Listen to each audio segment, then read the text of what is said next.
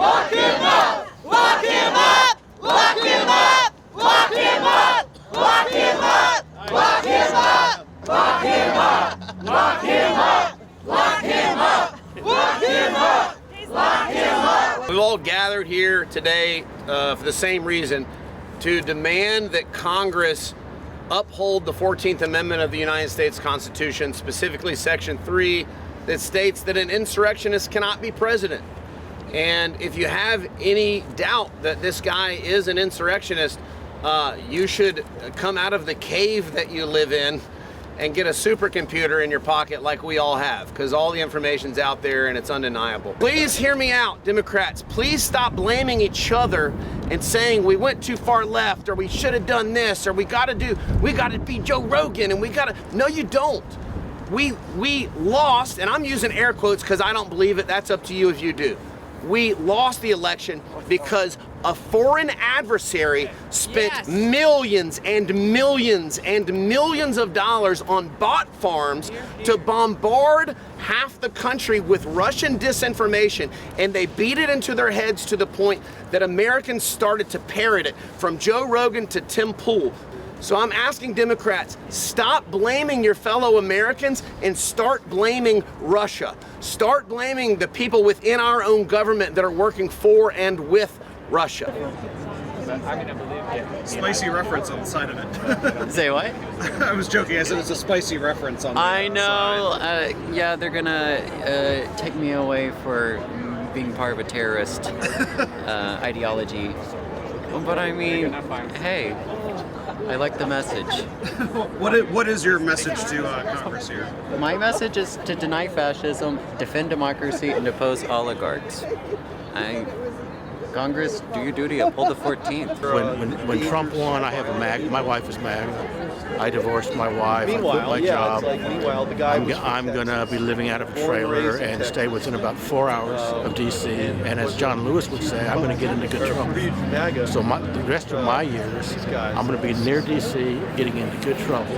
If these boys at 18 could give their lives to save the world from fascism, at my age, 66, if need be, I'll give my life to do what I can to save this country. And so that's how I'm spending the rest of my years. My last message is to Congress.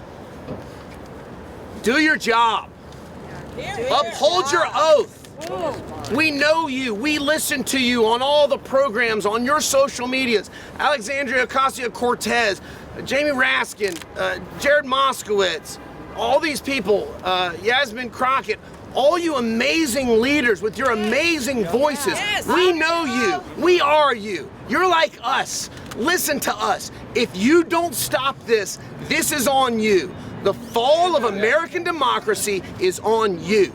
You have to have a spine. All these people came from all over this country and others to be here today to show you that we have a spine and we have a backbone, and we're hoping that ours will be contagious and you'll catch it too. You have to. You have to demand. You have to demand. This guy is already disqualified according to the 14th Amendment. You have to demand a vote to remove the disqualification. You have to. That is our last best hope. And to the Democrats that think we're going to beat him in the midterms, I think it's adorable that you think they're going to let us have midterms. That's what I think. I don't expect Congress to deal with this. They're not going to deal with this. They're going to just roll over. So my point is that, okay, when they officially take no action, especially the Democrats, then they're just cowards and they're traitors. Why did these boys give their lives to defend the world from fascism if now we have a fascist president and you're just going to roll over? Why did they give their lives? You're just spitting in their face. You include the Democrats in that? Yes, I did. Yes, I did. They're not showing any spine. Kamala Harris's supporters begged her. There's looking at the data, there's a lot of evidence that the election was compromised, less lottery and different things I could go into. And Kamala's supporters were begging her to do a recount, and she wouldn't do it. She took off, went on vacation to Hawaii. She wouldn't do the recount. A lot of the Democrats Democrats, I think they have the attitude. It is more noble to accept the results of the election the feelings that I had and show that we're not like them. after the election. For a few But it isn't more noble. That's what I thought was funny. You are the. That's awesome. These are Canadian signs. You're great. I love it. Are you from Canada? Yes. Can you please take me home? I know. I'm begging her. My ancestors were from Nova Scotia. I have ties. You can take me. Please. If you have more signs to believe in this, hold the signs. There's someone behind you. Thank you. Someone behind you. You say you came from Canada? Yeah. Yeah, emotional support Canadian. Trump is not going to get his way. He's going to have a stiff opposition. And I hope they lambaste him. I really do. But he is on the wrong side. We are on the right. One theory is that Musk was collecting from the addresses. He was matching it to the e-polling data. They had hacked into the system. The password to the Dominion was well known. People were wearing it on their T-shirts.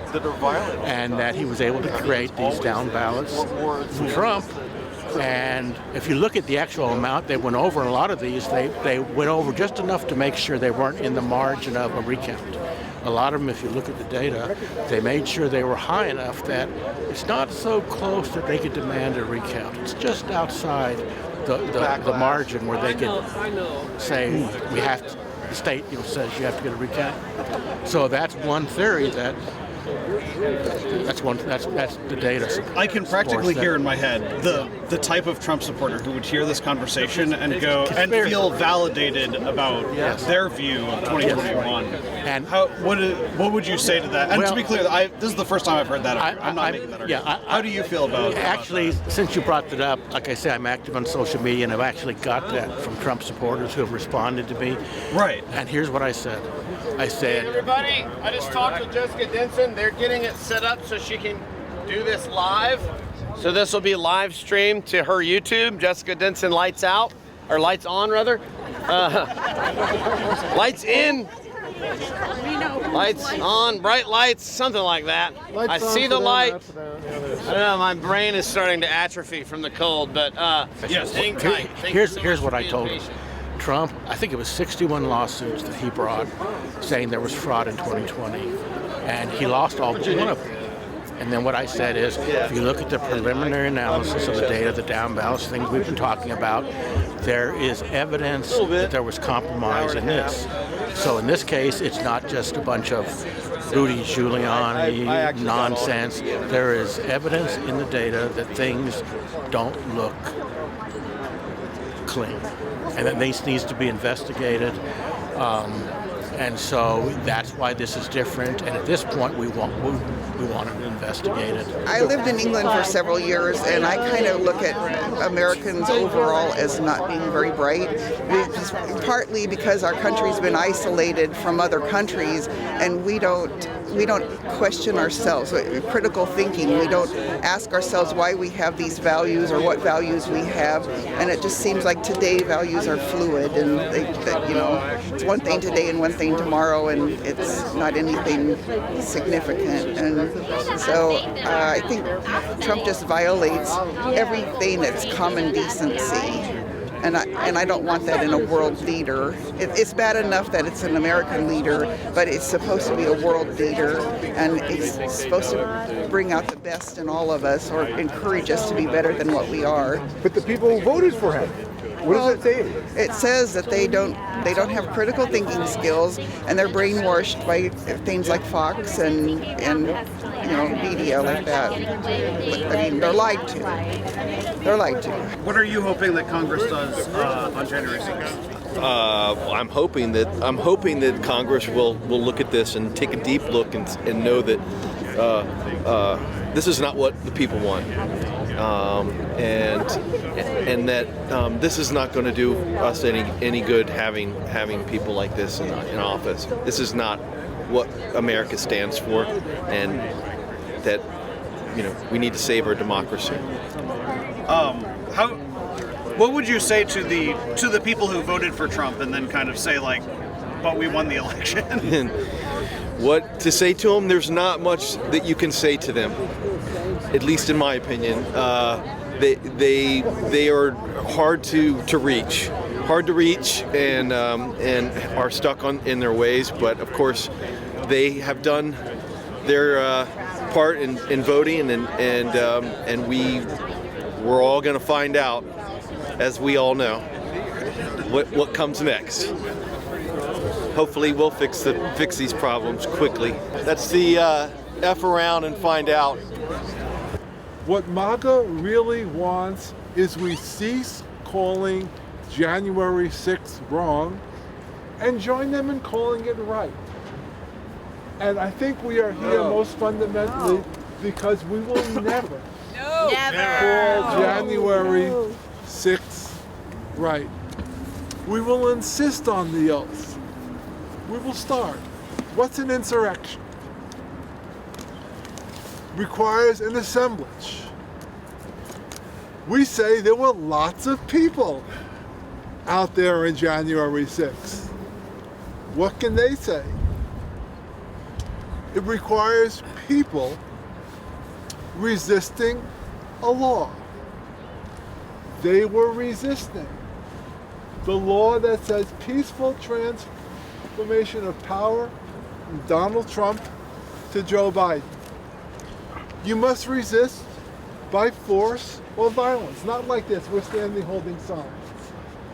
They were knocking down police officers. People died. People were injured. And they must resist not because they want to make money, but for the public purpose of challenging an election, trying to overthrow a government. That's an insurrection. It's what Americans have called an insurrection since 1789. It's what English have called an insurrection since 1351, the original English statute of treasons. What does it mean to participate? All it means is to knowingly help out people engaged in an insurrection. Donald Trump was told by his aides, your rhetoric is inflaming violence. What did Donald Trump do? He doubled down on violent rhetoric. He went to the park on January 6th and he was told, these people are bent on violence, calm them down. He told them to fight like hell. They fought like hell. What did he do? He called them patriots. He did nothing. He forgot, apparently, he was the chief law enforcement official of the country. That's participating in an insurrection. Yeah. That's why he was disqualified. It's rather interesting. I was involved in the litigation. And many of you know what conservatives say is, innocence shouldn't be irrelevant. None of these technicalities. All Donald Trump argued in the disqualification cases were technicalities.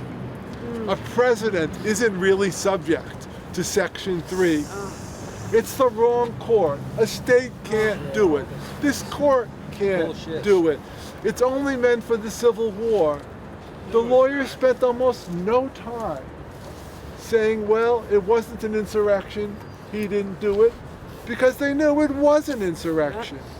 He did do it, and if there's one group who can say this, it's Congress. Yes. And if there's another group who can say this, it's us. Because we can simply make a commitment. We will never cease calling January 6th an insurrection. Right. We will never cease calling Donald Trump an insurrectionist. Yeah. We will never cease in claiming that Donald Trump, an insurrectionist, is not qualified to be president of the United States under Section 3. Qualified. Because we can never cease to call what happened on January 6th wrong and join those who want to say, let's forgive and forget and call it right. Thank you very much. Thank you. What we're trying to do, and it's urgent, as the next Congress convenes today, okay, that members of Congress should apply the power that the Constitution gives to Congress. Of course, we all know about the insurrection clause. And so what I want to encourage everyone to do, and I would say, you know, not that I want to disband this lovely gathering, and this gathering here might not be 10,000 people, but it represents way more than 10,000 souls and spirits who really care about this issue and who really want to see our elected officials honor their oath and not seat these people. It is against the Constitution, a violation of the Constitution, for those people to sit idly by and let them be sworn in. That's right. And I can't overemphasize the importance that each citizen here has to contact their representative in the House of Representatives and their 2 senators and say, you guys work for me, I want you to honor your oath of office. And so I'm going to go to, I met with Adam Schiff in person yesterday. And I want to let you know that we've been in touch with Padilla's office. We're calling them, we're emailing them. We have copies of the petition, which was filed with the Secretary of the Senate. And we have a Q&A about that petition here. We have our urgent message that we just put out this morning to try and disqualify from seating in the 119th Congress at least those most egregious. If we can't dismiss all 130, because anyone who voted for the false electors and voted to not honor the Electoral College that was duly elected, duly appointed back in January 2021, aided the insurrection. And they also should not be seated. All 130 of them should be disqualified. Senator, and one for your representative. That's that. And then this is the urgent message for them. 1, 2, 3. Yeah, no, I'm so glad to be getting some more people to do this. If you have a Republican senator, please don't give them these documents, okay? I forgot to announce that. That's really important. If you have a Republican senator, if you have a Republican representative, please do not give them these documents, okay? Even if Donald Trump does a half of what he's promising, that's still weakening and destroying our country from within, to the point that the next guy to come along, like a J.D. Vance, Peter Thiel, is going to be so much worse. Do you understand how young this incoming Trump administration is? Yes. They've normalized political violence. They've normalized using violence, like what they did on January 6th, when your ideas aren't good enough, when no one wants you. Violence is a solution of cowards and people who are ignorant. If you cannot win on ideas, if you cannot win on giving people a smart option, and you turn to violence, you've lost. And that's what they've normalized here at home. And to the Democratic Party establishment at home watching, thinking that your money, your elitism will protect you. Your podcast with Kellyanne Conway will protect you. Those of you watching at home, somebody better send this to you. I'll send it to you.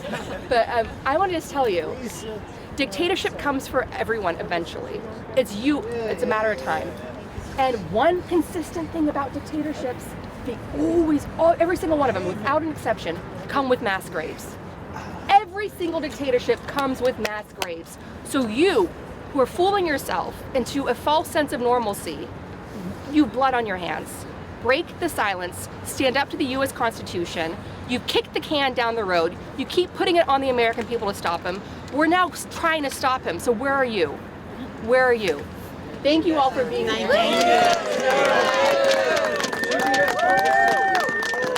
Keep it going for Andrea Chalupa.